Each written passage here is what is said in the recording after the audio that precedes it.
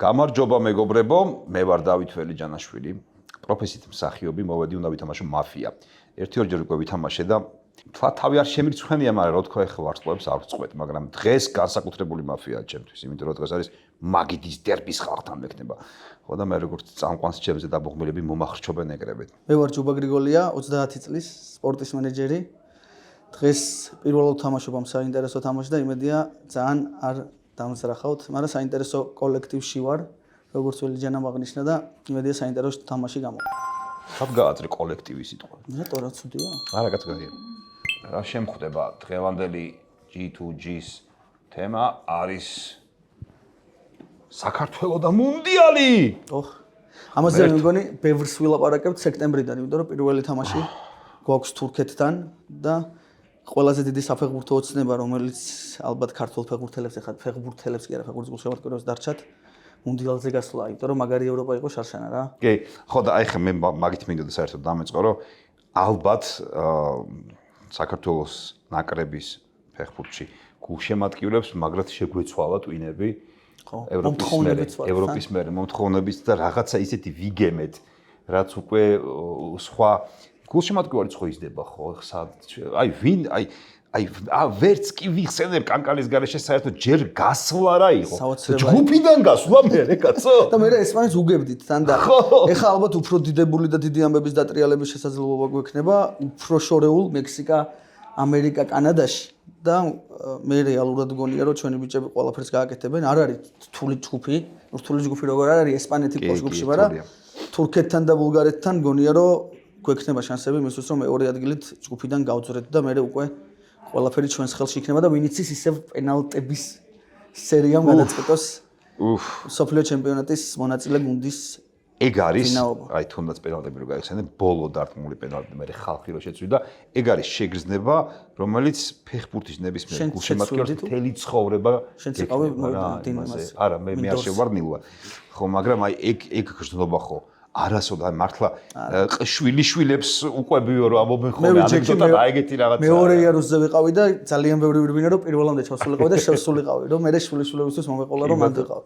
საოცრება იყო და იმედია მაგ ემოციას მთელი საქართველოს ემოციას კიდე ერთხელ და კი ბატონო მუნდიალის ემოცია იქნება მოდი მეორე თემას ვნახავ მეორე თემა ხო საინტერესო თემა არის მენისკით დაღუპულები ალბათ ფეხბურთელები რომლებიც ტრამვებმა მოინელეს მოდი მე დავიწყებ ჯერ ერთი არ ვიცი ეს რთული თემაა აქ ხა ერთ წუთში ვერ გავარჩევთ მაგას მაგრამ ჩვენი საფეხბურთო სკოლა ჩემი თაობის ბავშვებისთვის და ზოგადად მე მგონი თქვა კარგად გამართული არ იყო მსუბუქრო თქვა და ყოველი მეორე იღუპებოდა მენისკით ბავშვობაში ძალიან ბევრი იყო არ გახსოვთ ჩემ გარშემო მე უახლოესი მაგაც მიყავს მოვიკითხავ მიხვდება ვიზის ლაპარაკო იქნება არ უნდა სახელი და გვარი თქვა კარგი პერსპექტიული ბიჭი იყო და სადღაც თინეიჯერობამდე ვერ მიღწეული უკვე დაიღუპა მენისკით კი ძალიან ბევრი იყო მაგრამ ეხა იმედია უფრო ნაკლებად ხდება ეგეთი რამ მაგრამ ყველაზე დიდი ფეხბურთელებიდან ალბათ ვინც მაინც ტრამვებმა მაინც უდიდეს ფეხბურთი თამაშა ბრაზილიელი რონალდოა მაგრამ ტრამვებმა ალბათ დიდი ნაწილი მისი კარიერის წაგვართვა ალბათ ეხა ბოლო პერიოდიდან რთულია გაიხსენო ვინ თქვათ ესე ექიმებიც დაიხვეწდნენ ზოგადად მედიცინავიდან მაგრამ აღდგენა შადეხლა როგორ ხდება რა ეს ეკონომიკურად უფრო დიდი არის ფეხბურთი და უფრო ხშირად უფრო მარტივად ხდება მოვლა აი ჩვენი ისევ ნაკრების თემას რო დაუბრუნდეთ ეგ გიორგი ჩაკვეტაძე იყო რომელიც გატანჯული იყო ტრამვებისგან მაგრამ ეგ ძალიან მაგარი кейსია სხვათა შორის საინტერესო ცალკე შეიძლება მაგაზე ლაპარაკი კი და ეხლა სხვათა შორის შეძლო და რა ვიცი დაძლია ეს ყველაფერი და იმედია ყველაფერის კარგად იქნება ბევრი ფეხბურთელის გახსენა შეიძლება მართლა რა ვიცი ედუარდო იყო ეგეთი არსენალში 21-22 წლის იყო ისეთ საშინელი ტრავმა იყო მე ვეღარც ითამაშა ფეხბურთი და ბევრი ფეხბურთელები თუმცა ალბათ ხო 90-იანების საქართველოს თამდევი ერთ-ერთი ის იყო რა ქვია ძირითადი ფრაზა რომ რა ფეხბურთს თამაშ რა ფეხბურთელები იქნებოდი მენისკი რო არა მენისკი რო არა აი ეგ არის მენისკი რო არა ალბათ წარმატებულ საღამოს და კარგ თამაშს გისურვებ შენს და იმედია ერთი როლი გვექნება და გავემარჯვებთ რიცხოთ მე ვარ ალექსანდრე გაბრიჩიძე მეძახიან გაბროს და დღეს მოვედი მაფიის სათამაშოდ მითხეს რომ დავთქვა რომ გუნდს გულშემატკივრობთ და გაგანდობთ რომ ეს არის მადრიდის რეალი რა ვიცი მოვედი მოსაგებად იმედია მოვიგებ არ ვიცი მეტი რა გითხრათ ამ ეტაპზე არ ვიცი დარჩენი მე ვარ ვახტანგ ბაციკაძე მეძახიან ტატოს მე გულშემატკივრობ ბარსელონას და მოვედი აქ იმისთვის რომ ფიქრობდნენ რომ აი რაში შეიძლება კიდე ერთხელ მოუგოს გაბრომ ტატოსო და ახლა აქაც მოვედი რომ გაბროსთან წავაგო, იმიტომ რომ აკეთებები იყო, პენალტები იყო და ახლა მაფიაში ბილიარდი არ ვითამაშეთ, სხვათა შორის ეგ არ გამოვიდა, მაგრამ იქაც მოვიგებდა დარწმუნებული რომ შამიჩოში თეთრი ჩამივარდებოდა, შავი ჩამივარდებოდა ბოლოს რაც მოხდებოდა ეგ. იმიტომ რომ არ ვიცი თამაშიო თქვა და ეგ არის და ეგ მეც ხო რავი, მოსაგებად ნაკლებად, იმიტომ რომ იშვიათად ვიგებ ხოლმე აქაც ვითამაშია. მოვედი უფრო იმისთვის რომ იქნებ გავერთო. დღევანდელი G2-ს კუდის, ან G2G-ს კუდის თემა არის უკეთესი მსოფლიო ვიდრე 2006. მე იმ დღეს ვიკამათე ტაფსონასთან, აბა, ეს გადაცემაში 2022-ზე ეწერა იგივე რა. ხო. მე დავიწყე ტვინის ჭამა რომ 82 მეთქი. ხო, არ გახსოვს და რა. არ მახსოვს, მაგრამ მგონია რომ უკეთესი იყო. ახან ანუ ხო მგონია რომ ისტორიები ყველაზე მეტად საიდანაც დაგროვდა და ყველაზე იკონური მომენტები სადაც იყო ეს ბრაზილია იტალიის თვალის დიდი გრანდ ნაკრებების დაპირისპირება ერთმანეთთან თაიმ დროინდელი ვარსკვლავების თანმოყრა მგონია რომ ეგ მაგრამ ვარსკვლავების გადატვირთვით ცხადია 2006-ში ან როგორ ვაფასებთ გააჩნია რა 2006 ბევრი ვიდეოც არის ხო რა ისეთი ჩემპიონატია რომ ძველი თაობის მოთამაშეები ბოლო მსოფლიო ითამაშეს ვიღაცეებმა ხო ეგ ზიდანმა ბრაზილიელმა რონალდომ კაკაც იყო ჯერ კიდევ და ვიღაცე რონალდინიო და ამასობაში აქეთ მესიც არ კრიშტიანო რონალდოც არა და ხო ვარსკვლავებით მართლა მაგრამ ჩემთვის 2002 ხა ჩემთვის ბუნებრივია ყველაზე კარგი არის იმიტომ რომ არგენტინა მოიგო და ერთადერთი არასდროს უყურე რომ არგენტინა მოიგო მიხედავად იმისა რომ ვიღაცებს შეგოგონიათ 86 თანახი მაქვს არ არის მე ხო უსინდისოდ რომ 2002 ვთქვა ხო არა ეს ანსული ჩემპიონატი იყო მაგრამ ჩემთვის მაინც არის რატომაც პირველი ჩემპიონატი რომელიც ნახე ეგ ახსენდება ხოლმე სულ 98 ძალიან ტოპი აი რას ამახსენდება იცი კიდევ 98 სენტიმენტალურად მეც მანდუა რა ანუ 98 ჩემთვის ეგ არის და მე თამაშები და მე სამი კატეგორია არის ხოლმე ვარსკვლავები რომლებიც თამაშობდნენ მეორე ხარისხოვან გუნდებში აი რუმინეთში იუგოსლავიაში კოლუმბიაში ეგეთ გუნდებში აფეხბურთელები თამაშობდნენ იმაზე არ მაქვს ლაპარაკი ტოპ 7 რვა ნაკრებში აფეხბურთელები ხორვატიის მიმაც რო წახვიდე ძალიან კაი პარაგვაი იყო ნორვეგია და რა ვიცი უტოპესი დანია იყო მაგ სოფლიოზე ბრაზილიასთან სასწავლი მატჩი ნიგერია ეს ბულგარეთი ჯერ კიდე ახმელიაზე იყო 94 წლის მაგრამ ნუ იგივე შემადგენლობა იყო თითქმის აი სენტიმენტალურად ყველაზე დიდი კავშირი მაქვს 98 მეც ხო მეც მაგრამ ნუ 82 შეიძლება კანდიდატად იქ განიხილო რა თქმა უნდა მაგრამ მაინც მაგან ისტორიები ვიცით უფრო რა. თორე ნანახი არ. აი ნანახი მაქვს თამაშები პლეიოფის ყველა, მაგრამ ნუ სხვა არის რომ ნახულობ მერე და სხვა არის რომ ნახულობ ლაივში ხო. იმიტომ რომ აი პრემატჩ რუტინა რო გაქვს და რაღაცები სხვანაირად არის. სხვანაირად აღიქვა რაღაცებს კი. სოკერზე რა ვთქვათ? სოკერი, უბრალოდ სოკერი. წეგან ამ კაცმა მკითხა, ვინ არისო ისეთი ვისი იმედების ჰქონდაო და გაგიცრუა ეგ იმედებიო, ვინ გახსოვს, რატომაც გამახსენდა ერთი ამერიკელი, რომელსაც ჩვენც მიხვდები ვინ არის. აი ცერწამით, ამერიკელის იმედი ჰქონდა და იმედი გაგიცრუდა. ხო, ანდეროსონში? არა, არანაირი კავშირი. რა თქმა უნდა. ხო.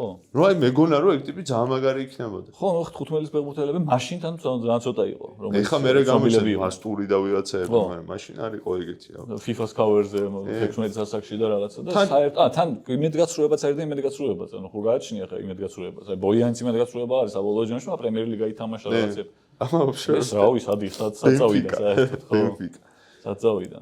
MLS-ში თუ აღარ ხდებოდა, მე 29-30 წელს ასაკში უკვე. მე ბავშვობაში ამერიკის ნაკრებს ხომაგობდი მართლა. სოფლიოზე და მუნდიალებზე და იმაზე, იმიტომ რომ ფორმები მიზიდავდა მარტო. ანუ სულ არაფერი ყველაფრისგან დამეცალა 98 წლის სოფლიოსთვის, აი რომ ემზადებოდი მახსოვს რომ ისინი მქონდა სტიკერები მქონდა 94 წლის სოფლიოსი და მაგ ფორმებს რო უყურებდი, ხვდებოდი რომ რაღაც განსაკუთრებულთა მქონდა საერთოდ. მე 2002-ში ხო საერთოდ შორს წავიდნენ. და მანდაც, რა ვიცი, ამერიკას მე შემოურჩია დომბეც. 2002-ში დააცვა და აკლოთ იდეაში. ერთფინალში რო გასულიყვნენ, ხო და მომოეგოთ გერმანიასთან, ახალფინალში რო გასულიყვნენ, იქაც მე კორეასთან შანსები მეგონი ექნებოდათ და საინაკრები ყავდათ, არისო ცუდი გუნდი. ჩემთვის პირველი სოფლიო ჩემპიონატი 98 კი ვისაუბრე წერან, პირველი 98-ია პირველი რომელსაც უყურე თავიდან ბოლომდე კარგად, მაგრამ პირველი რომელსაც მართლა უყურე ესე იყო 94. გაგას ამერიკის ჩემპიონატი. ერთ-ერთი ტიპი ვინც პირველი ფეხბურთელი რომელიც მახსოვს აი ესე რომ დამამახსოვრდა იმიტომ რომ გარეგნობა ქონდა მორჩეული იყო ალექსი ლალასი. ლალასის გარეგნობა ხარ შეგეშლებოდა არაფერში საერთოდ და რა გერეოდა და მახსოვს ასევე გულშემატკივრობდი ძალიან MLS-იო დაიწყეს იმას რომ ეგ ლიგა პოპულარული გამხდარიყო. და თავიდან ძალიან ცნობილი იყო. მოგახსოვს ბულიტებს რო ურტყამდნენ პენალტების ნაცვლად. მაგრამ დღესაც ეხლა MLS საკმაოდ მაგრამ იმიტომ რომ მესი თამაშობს იქ ვთქვათ რა. ზოგადად ძალიან აქტიურად ვადენობ თვალს და სულ გული მწყდება ხოლმე რომ მაგიდის დერბიში არასდროს MLS სისტემა აქტიურად არ მოსულა ჩემთან. რაღაცები მახსოვს რომ იყო დერბიში. იყო, მაგრამ ჩემთან არ მოსულა. მეც ეს ჩემთან იყო რაღაცა. ჩემთან იყო ერთხელ უნდა რაც პატარა ფორმატში ააფერი ისეთ. რა როგორ მარტივი კითხვა იყო, ის ვიღაცასთან ჩემთან არ იყო, ვიღაცასთან იყო, აი უმარტივესი კითხვა იყო, რომ რაღაცა 4-3 გუნდი ჩამოთვალა. რაღაცა უმარტივესი იყო რა, ძალიან. MLS-ის გუნდები უნდა ჩამოვეთვალოთ. ეგეც სამიც ვითამაშებდი მაგას და ნუ აი რავი 29-ს და 30-ს ვიტყოდი. ვის გულ შემატკივრო? MLS-ში? ეხლა ინტერს მესიდან გამომდინარე. აი მესი რო გავწიოთ და ინტერი რო გავწიოთ. კონკრეტულად ესე არავის, ანუ დავარბოდი ხოლმე ძმა ძირითადად იქიდან გამომდინარე რომ ჩიკაგო ბულსის გარდა დანარჩენ სპორტებში ამერიკულში სულ ხომაგობ ნიუ-იორკულ გუნდებს. მაინც ნიუ-იორკ Red Bulls რა. და on გადავალ რომ City-ს არა, ანუ ახალი გუნდია და Red Bulls-ი არის ეგეთ ბედი მაქვს და ჰოკეიში ხო ნიუ-იორკ Rangers ხომაგობ რომელიც აი უსაიზღრესი გუნდია იდეაში. ამ დროს ამ ძალიან დიდარი და რაღაცა. ეგეთივე პონჩი არის ისა. ნიუ-იორკ Red Bulls-ი, იმიტომ რომ დაარსამარსებელი გუნდია ლიგის, ანუ ერთ-ერთი პირველი ვინც იყო, ყველა სეზონი ათამაშებდა და ფინალში ერთხელ ნამყოფითო. ერთხელ არის ფინალში ნამყოფი და ისიც წაგებულია. არც მოუგია და არაფერი. მე მეტი არ არის. Austin FC, იმიტომ რომ ეს ახალია. არა, გეტყვით, მეტიუ მაკონახი არის, მაგას ჩართული აქტიურად, მეტიუ მაკონახი ძალიან მიყვარს. ენდი როდი კი არის ოსტინიდან, ოსტინში კიდე ბევრი კაი ხალხი არის დაბადებული, ვინც ცხოვრობს. ჯოროგანი არის ახლა გადასული. ხო, ჯოროგანი მერე გადავიდა ოსტინში და ის არის, კაი ფესტივალი აქვს თან ოსტინ სიტი ლიმიტს ქვია და რატომაც ლოგო მომეწონა ძალიან, სადაც შავ ფონზე მაგრამ ოსტინ ახალი გუნდია და იქამდე არ ხომაგობდი არა?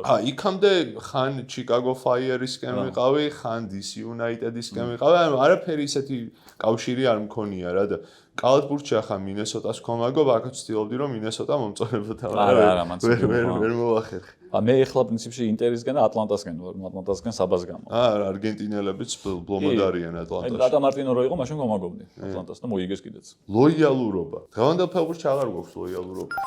არა, არის, მაგრამ იშვიათად ძალიან. აი ისე როგორ უნდა შედარჩენილი?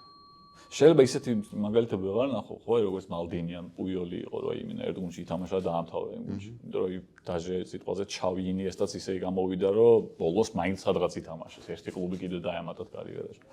მაგრამ ეგეც შეიძლება ჩათვალო უკვე ლოიალურობად რა. მე არ ვთვლი ეგეთ პრობლემად, რომ იქნა რა თუნდაც აი რეალიდან ახლა ნაჩომ რაც ქნა თქვა, მაგალითად ოკეია. რაულიც თავის დროზე რავი შალკეში რო წავი სხვა ლიგაში რო წავი და ოკეი არის. მე ის ოკეი მგონია, რასაც ტრენტი შვება ახლა. რო გადადის თქვა რეალში არ ვთქვი რომ მაგრამ ლოიალურობად მაგას ვერ არის. ლოიალურობად რა თქმა უნდა ვერ აგიქვა, მაგრამ რობი ფაულერი ვერ გახდა. მაგრამ ის არ არის რომ რაღაც უნდა დააჭედო და დაივიწყო და მაისურები დაწვა და რაღაც. ხო, ისეთი ამბავია, ბევრად უფრო ნაკლები ფაქტორი არის აქ რაღაც ადამიანური ურთიერთობები და პრეზიდენტთან ჩახუტება და ძმაკაცობა და რაღაცა უფრო გახდა საქმე და ბიზნესი. რაც მოიტანა ლოგიკურად ამ თანხების ამ ფეხბურთში. ასე რომ მაგრამ მაგალითად გულშემატკივრებისთვის მაინც ყოველთვის სასიამოვნო არის ხოლმე, როდესაც ერთი ფეხბურთელი მაინც ან მეტი თუ არის საშუალება არის ისეთი, რომელსაც 10 წელი აქვს რა კლუბში გატარებული მეტი შეიძლება. ახლა ბარსა მაგალითად გითი მაინც გამოირჩევა ხოლმე, თუ კარგი ფეხბურთელია ვიღაცა მნიშვნელოვანი თუ არის ძალიან დიდი ხანი და თან განსხვავებით ბევრი კლუბისგან ბარსელონაში არის ის მომენტი, რომ ეს ფეხბურთელი უმეტესობა რახან ან აღზრდილი ან ძალიან პატარა ასაკში იყიდეს. არც კი განიხილება ის ვარიანტი აქ ან წავიდეს სადმე. ჯერ ერთი ძალიან ცოტა კლუბის საჭიროება წავიდეს. უკეთესში რო გადავიდე, ხო? ცოტა ბარსადან. რეალში ვერ წახვალ. ნუ შეიძლება წახვიდე, მაგრამ ნუ ფიგურს ამბავი დაგემართება და ისე ძალიან ძნელია და სავიოლას მერე არც არავის უქმნია. ხო, ნუ სავიოლამაც თან მანამდე მონაკოში შეიარა, ხო და პირდაპირ ესე არავინ არ გადასულა იმის მერე და სხვა გუნდში წახვიდე თუ კარგად ხარ, აი ქალაქი კარგია, კლუბი კარგია, თან აღზრდილი თუ ხარ, ხა პედრი ხო არ არის აღზრდილი პირდაპირ, მაგრამ იმდენი ისეთ ასაკში მოვიდა აქ და ის არის რომ ამ გულის აღზრდილივით არის ფაქტობრივად. იქითაც. მაგრამ ბევრია ხო ბარსელონაში ბევრია ეგეთ ფეხბურთელი მაგის თქმით. ვალვერდე არის თქვა რეალში იგივე შემთხვევა, ხო, წამოვიდა პენიაროლიდან, მაგრამ ლოიალურია ძალიან და კაპიტანი გახდება ალბათ. ვარანიც ხა 18 წლის იყო, მარსელო 18 წლის იყო. ხო, ეგენს ისეთ ფეხბურთელი, ხო, ბარსელონაში უფრო ხშირია ეგ შემთხვევები. იმიტომ რომ კარგი საჭმელი, კარგი ამინდი, კარგი ცხოვრება, კარგი ხალხი და არ ცხოვრობ მანჩესტერში. ქალაქები იდეალური, ხო, მაგრამ კი და ლივერპული მანჩესტერი თო ეგეთი ქალაქები ვერაა. საბედნიეროდ თუ საუბედუროთ არ ვიცი, მაგრამ მადრიდი ბარსელონა საცხოვრებადაც პოსტერ ცხოვრობდა კაი ქალაქი. კი, ფეხბურთსაც რო არ თამაშობ. კარგად აბა, შევხვდებით მალე, ვითამაშებთ მაფიაში. თუ ფიქრობ, რომ საფეხბურთო ამბების სხვებზე უკეთ გახსოვს ახალიც და ძველიც, უმნიშვნელო ტრანსფერებიც კი და გინდა რომ მაგიდის დერბის მონაწილეთა შორის მოხვდე, მოემზადე. წინა სეზონის მსგავსად მოთამაშეების შერჩევას ვიწყებ. ამჯერად უკვე 4 ქალაქში: თელავში, ქუთაისში, ბათუმსა და თბილისში. 20 ივნისამდე შეავსე სარეგისტრაციო ფორმა, გაიარე შესარჩევი ეტაპი და ითამაშე მაგიდის დერბის მეოთხე სეზონი.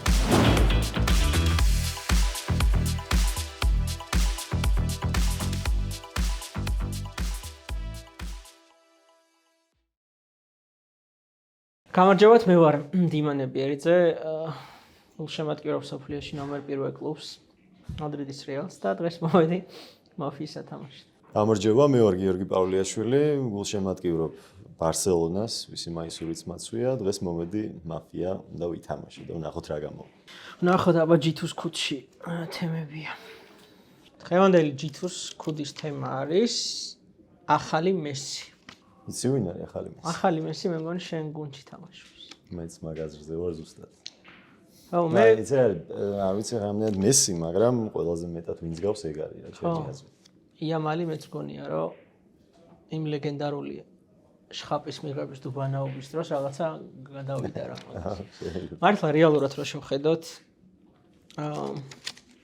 ახ ყვარას ამ დიალოგში ვერ შემოვიყვანთ რიგი მიზეზების და გამო, თუმცა ალბათ მესისთან და იმ ლეგასისთან რაც მესის ჰქონდა თან ბარსელონაში, ალბათ იამალი ყველაზე ახლოს არის. გათვალისწინებით ასაკიდან რა დონესაც აჩვენებს, როგორც პროგრესირებს და მგონია რომ ვინმე თუ უნდა გაყვეს მესის გაყვალულ გზას, ალბათ ძალიან გავს რაღაცებით. არ ვიცი, მესი ძალიან რთულია ვინმე იყოს უახლოეს მომავალში მით უმეტეს. ბევრი დრო დაჭირდება მაგისთვის, მაგრამ გავს ბევრი რაღაცით, ხო? ანუ ხელს უწყობს ან მარტივად დავარქმევთ მესის ვიღაცას, ვინც ბარსელონას აღზრდილია მაგალითად. ან არგენტინელია, ხო, ეგეც არის ფაქტორი. და მაგის გარდა, ნუ იწყებს კარიერას იმ პოზიციას, სადაც მესი იწყებდა, აცვია ის იმ ნომრიანი მაისური, რაც მესის ეცვა და ძალიან გავს ბევრი რაღაცით, ხო, დრიბლინგით, კი, სათამაშო. ხო, რაღაცა ელეგანტურობაც ხედვა მოედნის, აი თუნდაც ეს პასი რაც გააკეთა წინა თამაშზე, ხალხი რო დღემდე მსჯელობს დარტყმა იყო თუ პასი და აშკარად პასს აკეთებდა და ეგეთი რაღაცა პატარ-პატარა ელემენტებით რო გავავლო პარალელები მესის. ვიღაცები ამბობენ, რომ ამ ასაკში ამ 16 წლისამ დაიწყო, ხო, იამალმა და უკვე რანაირია 17-18 არის. ამ ასაკში მესიც არ იყო ეგეთიო და შენ რას ფიქრობ? მეც ვეთანხმები მაგას. მე მახსოვს მესის გამოჩენა და პირველი ნაბიჯები და ესეთი ხმაურიანი არ ყოფილა მაშინ და მოკლედ ახალ მესით ჩვენ ლამინ იამალს მივიჩნევთ მემკვიდრედ. G2-ს ქუდის ჩემი თემა რა იქნება, ვნახოთ. ნახოთ აბა. ოქროს ბურთი და კვარა. ჩემი სიზმრები. რამდენჯერ დაგსიზმრები? აი, თუ გახსოვს, PES-ში იყო Pro Evolution Soccer-ში, აი კარიერას რო თამაშობდი და მე არ გადგენდნენ და რაღაცები და იქ ჩემ თავს რო შევქმნიდი ხოლმე მაგ ოქროს ბურთზე რო მე ვამთავრებდი აღარ ვაგრძელებდი, მე თავიდან ვიწყებდი რა. იცი რა არის? იქიდან გამომდინარე რომ კვარაც და მამარდაც უკვე აი იმ წითელ ხალიჩაზე იყვნენ და ეგ ხო უკვე მიახლოება არის მაგასთან რაც ცოტა ხნის წინ საერთოდ არავის არ წარმოვიდგინა, არც ერთ ქართველს არ წარმოვიდგინა რომ ოქროს ბურთის ცერემონიალზე შეიძლება ქართველი ყოფილიყო. ფეხბურთელი ამ და მესი მისულიყო და მისალმებოდა რაც კვარაზე იყო. მესი მისულიყო, ხო, და სხვათა შორის გუშინდელი თამაშის შემდეგ ასტონ ვილასთან კოეფიციენტები ხო ბუქმეიკერები ადგენენ. კვარა უკვე შემოვიდა ამ იმაში. გაერია რა მაგ ნომინანტებში. წელს არ ვიცი, ალბათ წელს ძალიან მაქსიმალისტები უნდა ვიყოთ და ცოტა სუბიექტურების. თუმცა ვერაფერს ვერ იტყვი, წინ არის მეორე თამაში, წინ არის ნახევარფინალები, ფინალი, წინ არის საკლუბო ზაფხულზე, რომელიც მგონია რომ ასევე გარდამტეხი შეიძლება იყოს ამ ოქროს ბურთის მომავალი მფლობელის გამოვლენაში და ამიტომ მე მართლა რეალისტურად ყოველგვარი რაღაც სუბიექტურობის გვერდზე გადადებით მგონია რომ კვარას ჩვენ ოქროს ბურთით ხელში ვნახავთ. ძალიან შორს არ ვართ მაქედან, ისევ მაგ ფაქტორიდან გამომდინარე და ის მომინდა, იცი რომ ესეთი სეზონები, როცა სანაკრებო ტურნირი არ არის, უფრო მეტი შანსია მაინც კვარასთვის, იმიტომ რომ კი საქართველოს ნაკრები ვიცით რომ უკვე სხვა level-ზეა, ბევრი შეგვიძლია, მაგრამ მაინც ევროპის ჩემპიონატი როცა კოპა ამერიკა, მით უმეტეს მსოფლიოს ჩემპიონატი იქ მოგებული გუნდიდან არის ხოლმე ძალიან ხშირად რა და ესეთი სეზონი როცა მნიშვნელოვანი სანაკრებო ტურნირი არ უწევს ზაფხულში, ჩემი აზრით კვარასთვის უფრო მეტი შანსია მაინც და ვნახოთ. მეც გეთანხმები რომ ამ სეზონში ძალიან რთული იქნება ეგ ამბავი, მაგრამ კვარას ბევრი წელი აქვს მაგისთვის, რომ უფრო ახლოს მივიდეს კიდე. ტოპ 3 რომ დაიდოს უახლოეს წლებში. მეც მგონია რომ აი ნომინანტებში თუნდაც ყოველწლიურად რაღაც პროგრესი იყოს წინ და წინავიდეს პოზიციურად, დროის ამბავი მგონია მომავალ წლებში უსურვოთ ჩვენ თავებს და პირველ რიგში კვარასაც და ქართულ ფეხბურთს რომ კვარას ოქროს ბურთით გავიხარებთ. ველოდებით. ყველა ერთად. ეს იყო G2-ს ქუდის თემები, შევხვდებით მაფიაში. ნახოთ რა გამოვა. გამარჯობა, მე ვარ გიორგი ჭკუასელი. ეხლა ვიმყოფებით მირიან ეპიზოდზე 11-ში, ფულრუმ მაფიაში, მაფიის სათამაშოდ. გამარჯობა, მე ვარ გიორგი ჭავახაძე, ვიმყოფებით მირიან ეპიზოდს 11-ში, მაფიის სათამაშოდ. G2-ს ქუდი თემა პირველი. დაკუნთული ფეხბურთელებიდან ადამა ტრაორე მახსენდება პირველი. ხო, პირველი. ზოგადად ფეხბურთელზეც არა, დაკუნთულ ადამიანზეც მეც ეგ მახსენდება, თან აი ეს დავაზელინებულ. ხო. მეტიც ადამიანზე პირველი ადამა ტრაორეა, კაი, კიდე ძველები რო ვთქვათ, ვინ შეიძლება რომ გაგახსენდეს. გორეცკა მახსენდება, იმიტომ რაღაცა ზაფხული იყო, რომ გამხდარი იყო და ზაფხულის მერე გაიჩითა ტერმინატორი. კანკავა გახსოვს ერთი პერიოდი. ეხლა კარგათაა ეხლა, ხო, ქართველებიდან კანკავა. პრაიმში მაგარი დაკუნთული იყო. კი ბატონო. კიდე ვინ იყვნენ დაკუნთული მოთამაშეები? იდეაში ანუ თუ ფეხბურთელი გახსენდება დაკუნთულობის გამო, მის კარიერაში რაღაც პრობლემები არსებობს. რაღაცა იყო, ხო, აი ადამა ტრაორე არის ეგ მაგალითი ზუსტად. თორე რონალდო ეხლა რომ დავფიქრდე ცუდი ფეხბურთელი რო იყოს, დაკუნთულობაზე პირველი ეგ გაგვახსენდება რა. კი ბატონო. ხო, მაგრამ ადამა ტრაორე მარტო კუნთით გახსენდება რა. ეგ არის მაგისი ნიშა და შეიძლება პელეც მაგარი დაკუნთული იყო, მაგრამ არ ვიცი. არ ვიცით, იმდენად კარგად თამაშობდა. შეიძლება მესიც მაგარი დაკუნთული არის. აი, არა იმდენად კარგად. ნუ ტრაორე ხალხო, ხო, კუნთი ტრაორე არის. G2-ს ქუდის მეორე თემა არის წითელი ბარათი. მე ჩემთვის პირველი რაც თავში შემომივიდა წითელი ბარათი ასოცირდება 2013 წელთან, როცა მანჩესტერი ხვდებოდა რეალს და ნანი გააგდეს არაფრის გამო და ეგ თამაში წააგო მანჩესტერმა. ჩემთვის წითელი ბარათი არის ეგ და მე როიკინი, მუდმივი წითელი ბარათი და რამოსი. ხო. მე წითელ ბარათზე რა მახსენდება, იცი? პირველი შემთხვევა, როდესაც წითელი ბარათი გამიხარდა ძალიან რა. რომელი? უელსთან რო ვინი ჯონსი გააგდეს ჩვენთან. ბავშვი ვიყავი რა, ძალიან პატარა ვიყავი და ლაივში არც ვერ მინახავს, შუქი არ იყო და მე მაგ პერიოდში ტელევიზიები ხო ორჯერ სამჯერ უშვებდნენ ხოლმე თამაშებს, რომ შუქი დღეს აქვს თბილისს, ამიტომ აქაც გაუშვათ, იქაც გაუშვათ. ვინი ჯონსი გააგდეს, ხუთი თვალზე ეგ იქ 1-0 რომ მოვიგეთ. კინკლაძემ რო გაიტანა. მან გააგდეს ვინი ჯონსი და აი გოლივით გამეხარდა რა. და ვინი ჯონსი ისედაც უნდა გაგახსენდეს წითელ ბარათზე. კი, ანუ ერთადერთი კაცი იყო, ვინც როიკინს და კანტონას უტრაკებდა თამაშებში. რა ჩეხავდა ყველას და ყველაფერს. კი, აჩვენებდა კიდე. ხო, წითელ ბარათზე, ეგ ანუ პეპეც უნდა გაგახსენდეს, ეს ხეტაფესთან რო ტიპი მოკლა კინაღამ. YouTube-ზე არის ერთი ძალიან მაგარი ვიდეო, ვინი ჯონსი როიკინის წინააღმდეგ, ვისაც არ გინახავთ, ჩაწერეთ, ნახეთ, ვინი ჯონსი მაგ დროს თამაშობს უიმბლდონში და როგორ აჩმორებს როიკინს იწყება. ხო, ანუ წარმოუდგენელია არის, რომ ეგ ჩმორდება, მაგრამ ეგრეა. იყო დრო როიკინზე მაგარი ვიჭებიც არსებობდნენ. კი, ვინი ჯონსი. ანუ შენი წითელი არის ნანი. ნანი არის ჩემი წითელი, დღემდე რო არა მომდის. მანჩესტერის გულშემატკივრო? გასაგებია. გულშემატკივრობ და ანუ მაურინიომაც თქვა მე ფერგიმასა მანჩესტერი იგებდა წყნარად რომ აქ თამაში და მაგ წითელი ბარათის მე ჯერ რონალდომ გაიტანა მე კი მოდრიჩმა და მე რონალდომ და წააგეს. შევხვდებით დარბაზში. იმედია ვიქნები პატიოსანი მოქალაქე, იმიტომ რომ თამაში რო გართულდა, ძველი წესებითაც არ ვიყავი კარგად წესებთან და ეხლა რო გართულდა ნაკლები პასუხისგებლობა მინდა რომ გქონდეს რა. ამას რას თხოვ მოქალაქეა ჩვენ. რა თქმა უნდა. მადლობა, გემშვიდობებით მეც. საინტერესო თემები იყო. შევხვდებით მაფიაში, მეც გამიხარდებოდა რომ ვიყო პატიოსანი მოქალაქე წყნარი ჩუმი, რომ მისდევ მოვლენებს და უყურებ პროსტა. გამარჯობა, მე ვარ ტატო. გულშემატკივრობ ლივერპულს ძალიან დიდი ხანია და მოვედი მაფიის სათამაშოდ. გამარჯობა, მე ვარ ლაშავ, გულშემატკივრობ მილანს და მოვედი სიამოვნების მისაღებად და მაფიის სათამაშოდ. დღევანდელი G2-ს ქუდის თემა ქუჩები არ დაივიწყებენ. აბა, ვინ გახსენდება? ეგრევე TikTok-ის ვიდეო მივარ და თავში ვინ არის? ადელტა არაპტი, უეჭველი ტიპი? კი, შეიძლება. ხატიმ ბენ არფა. კიდე? გუნდი მახსენდება ლესტერი მაგ მხრივ ახლა, მაგრამ ეგ ალბათ მამ თემაზე. ლიცი არ გახსენდება გუნდი? არა, მაგ დროს ვერ მემახსოვრებოდა 4 წლის ვიყავი სულ და ჰასელბანკი არ გახსენდება? არც ჰასელბანკი არ მახსენდება. აბა ვინ გახსენდება? ცოტა აქეთ უფრო. რევოლუციის მერე ფეხბურთი მახსოვს მე რა. თქვი. ეგრე რავი რატომღაც მირკო ვუჩინიჩი გამახსენდა ახლა. მე რაჯანა ინგოლანი გამახსენდა. თუნდაც ჩვენიერი ხალხია ორივე. კიდე ვინ გამახსენდა, ალბერტო ჯილარდინო გამახსენდა მაგალითად მაგ თემაზე.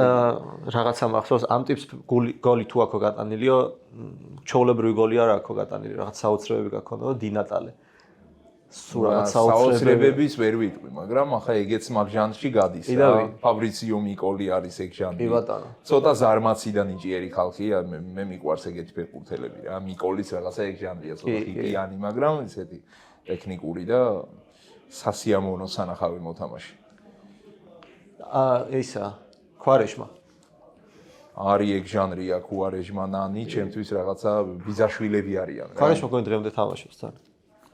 კაი, კიდე თამაშით ახლა ბევრი თამაშობს, მაგრამ ქუარეშმას არ ეკადრება ახლა დღეს რო თამაშობს, ისე რო თამაშობს. კიდე ვინ გახსენდება, ქუჩები არ დაივიწყებენ. მოდი, ცოტა აქეთ წამოვიდეთ, ახლა პრემიერ ლიგა ვთქვით, იტალია ვთქვით, ლილი, ედენ აზარის ლილი იყო სიმპათიური გუნდი კიდე, ცოტა კი არა, კარგად გავარდნა, მაგრამ სიმპათიური გუნდი იყო. აუ საგიჟეც კეთდა. FIFA-ში ბევრჯერ ამიღია დაჯე.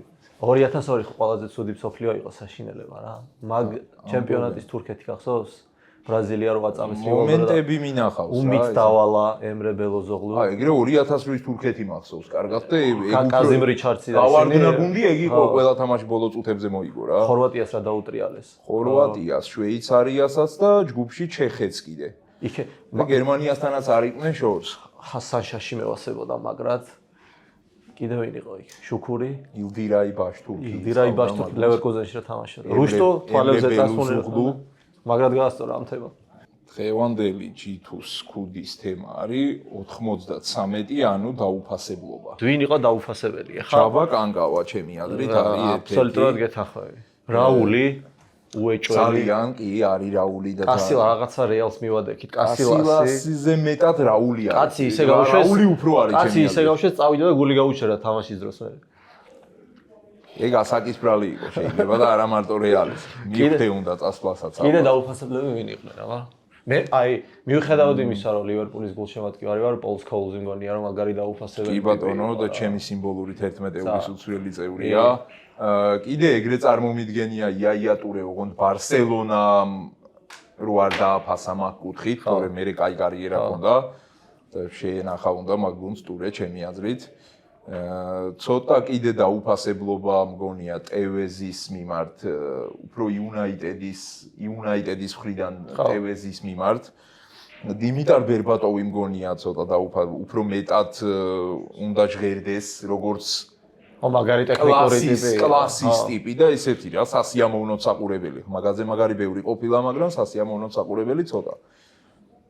და CSKA Fabregas-ი მგონია ცოტა კიდე ეგეთი, აი რატომღაც მგონია, მაგრამ ძალიან მალე მიეცა დავიწყებას CSKA Fabregas-ი ჩემი აზრით. მინიმუმ Arsenal-ის ამ საუკუნის 11 ევროში შეიძლება მე მომეხვედრებია, შეიძლება. ადიოს, შევხვდებით მაფიის თამაშს. აჰა, ჩემ იტალიურად არივედერჩი და შევხვდებით მაფიაზე. გამარჯობა, მე ვარ პაატა ჩახვაშვილი, ვარ ბარსელონას და ბრაზილიის ნაკრების გულშემატკივარი. დღეს მინდა ჩემი თავი გამოვცადო ისეთ პოპულარულ პროექტში, როგორც არის ქართული YouTube მაფია. გამარჯობა, მე ვარ უშან გრუხაძე, ვქომაგობ არსენალს, ლონდონის არსენალს და ნიდერლანდების ნაკრებს. დღეს მოვედი მაფიის ღამეში სათამაშოდ. მგონი კარგად გავერთობით, არ ვიცი, ნახოთ. დღევანდელი G2-ს ქუდის თემა არის ძმები. ძმები ფეხბურთში. ძმები ფეხბურთში, კი ბატონო. ძმები პოლიტიკაში? არა. არა, პოლიტიკა დღეს არა. კაი. ძმები ფეხბურთში. არველაძეები, დებურები. ხო, აი შენ ნიდერლანდების ნაკრები ვახსენე, მანდ მე მგონი რეკორდია რომ ყველაზე მეტი ძმები მანდ თამაშობდნენ ოდითგან. ნიდერლანდების ნაკრებში. კი. ტყუპები. საქართველოს ნაკრებში ძმები ვინ გახსენდება რომ ნათამაშები? ნუ ახლა სამი ძმა. არველაძეები. კიდე? მაგაში შენ ხარ ექსპერტი. ლომაიებს აქვს ნათამაშები, გიორგი ლომაიას და დავით ლომაიას. თორშები ძმები არიან. ვა, არ ვიცოდი ნამდვილად. მეკარე ლომაია. მეკარე ლომაია და მისი ძმა დავით ლომაია, უნდა იმას ერთი მატჩი აქვს. აი, მაშინ მოდი ეს ძმებზე ესეთი დავა კონკრეტულად უფრო ტყუპებზე წავიდეთ და ისევ ჰოლანდიაზე, ვთქვათ, ესე იგი, მე მგონი ეგეთი უნიკალური შემთხვევაა, რომ ორ ტყუპ ძმა ჰოლანდიელებს აქვთ მსოფლიო ჩემპიონატებზე ნათამაშები.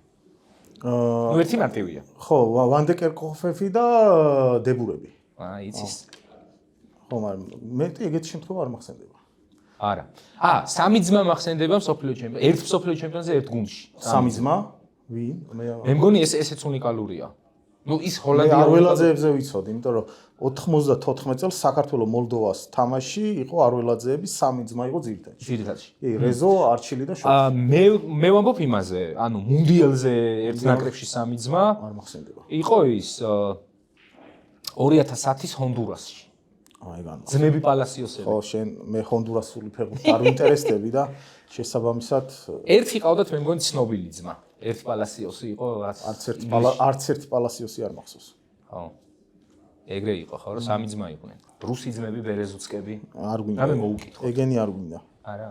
არა. დღევანდელი G2 Scudi's თემა არის oil money. ესე იგი, ესაა არაბული ფული ფეხბურთში. ხო, რა, ნავთობიდან Paris Saint-Germain, მოხვეჭილი ფული. Paris Saint-Germain, Manchester City. უიმე დედა. ვაფშე მაშინ ისე რას ფიქრობ? არა, იცი რა მაგ ეგეთ გუნდებზე რას ფიქრობ, რომ უცებ ფული რო გაუჩნდება და ტოპ გუნდები რო ხდებიან. აი City რა, რომელიც ახლა ტოპ გუნდი არ ყოფილა, ხო, ეგრეა. იცი რა, რაღაცა აი ორაზროვნად ფიქრობ რა. ანუ ერთი არის ის, რომ როგორც წესი ეგეთი გუნდები ბევრ ვარსკვლავებს აგროვებენ. ხო, ანუ და შესაბამისად ხა არიან ბევრი ისეთი ვარსკვლავები, რომელიც ან მოგწონს, გიყვარს, ამ გუნდში გადმოდის და რაღაცა გარკვეულწილად ხდები, აგერა ხა, ყვარა არის. ხო, ნუ მონსტრი გუნდები არიან. ხო, რაღაცა City-მაც ესე რა, ხა იმდენი ფეხბურთელი ცვალა, რომ საბოლოოდ რა ვიცი. City-ც და Paris City-ს წელს არ წელს მოცუდი სეზონი აქვს, მაგრამ რაღაცა მიყოლებით ძალიან მონსტრი გუნდი იყო, რომ მოკლედ ყველაფერს იგებდა. ინგლისში. ხო, ინგლისში თან რთულიც არის რა. კი. და ეხა Paris Saint-Germain-ი მართლა ძალიან მონსტრი გუნდია საფრანგეთის ჩემპიონატისთვის, იმიტომ რომ რა ვიცი, ესე ნაადრევად და 7 ტურით ადრე გახდნენ ჩემპიონები, ხო და საერთოდ და ნუ არაბული ფული კიდე საუდის არაბეთის ჩემპიონატი, სადაც ყველა ვარსკვლავი ვისაც ფული შონა თუ უნდა, მოკლედ ფეხბურთელს მიდის იქ რა. ყატარში და ეგეთებში მე მახსოვს აი პირველად ალბათ ეგეთი ყველაზე ცნობილი აი ბატისტუტა წავიდა ყატარში მახსოვს. მე მახსოვს აი oil money-ს თემა მახსენდება. იცი რა მახსენდება? ქუვეითის ნაკრებში რო ითამაშა მიშელ პლატინიმ ერთი მატჩი ფულის გამო.